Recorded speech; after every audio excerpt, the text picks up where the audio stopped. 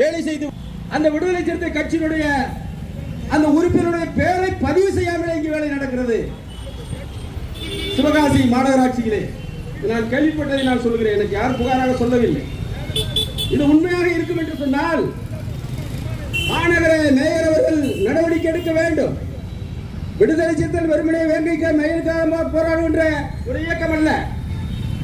இந்த பகுதியிலே ஒரு கட்சி கொடியை மாவட்ட செயலாளர் அவர்கள் ஒரு திண்டு கட்டி அந்த திண்டிலே கொடியேற்றுவதற்காக ஒரு திண்டை கட்டுகிறார். அந்த திண்டை காவல்துறை இடிக்கிறது. காவல்துறைக்கு என்ன இங்கே வேலை? அந்த இடம்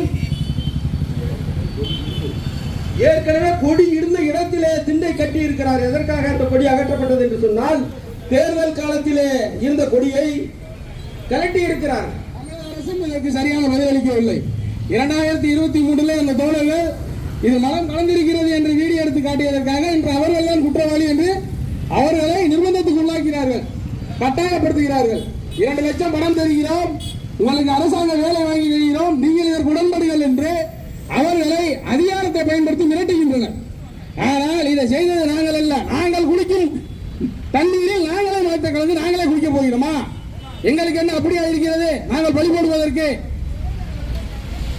இன்று அந்த தோழர்கள் வீடியோ எடுத்த தோழர்கள் இன்று மிகப்பெரிய அச்சத்தில் உள்ளார்கள். இது எங்களை குறிவைத்து எங்களை சொல்லுவார்களோ என்று. கடந்த 1 வார காலத்துக்கு முன்பாக அந்த வேங்கவேல் கிராமத்தில் 100 வருஷங்கள் ஆனாலும் இதை கண்டுபிடிக்க மாட்டீர்கள் என்று அந்த வேங்கவேல் கிராம மக்கள் ஒரு பேனர் வைக்கிறார்கள்.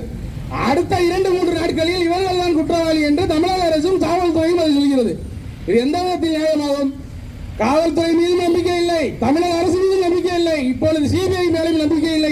ஒரு வருத்தத்தில் இருக்கிறார்.